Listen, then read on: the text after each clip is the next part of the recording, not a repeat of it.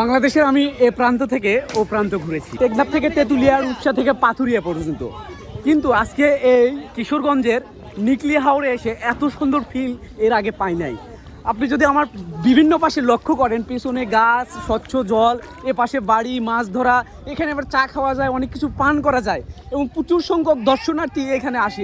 পিছনের গ্রামগুলো দেখে মনে হবে যে অনেকটাই সমুদ্রে যে সেন্ট মার্টিনের যে ফিলটা গ্রামগুলো ভাসতেছে, সেম এখানকার অবস্থায়। তাই আপনাদেরকে বলবো, খুব স্বল্প টাকায় খরচ করে এখানে আসুন, বাংলাদেশকে ভালো করে দেখুন, এনজয় করুন। হয়তো টাকা পয়সা নিয়ে আপনি কবরে যেতে পারবেন না, টাকা আপনার সঙ্গে যাবেন না, কিন্তু এই স্মৃতিগুলো আপনার থেকে যাবে।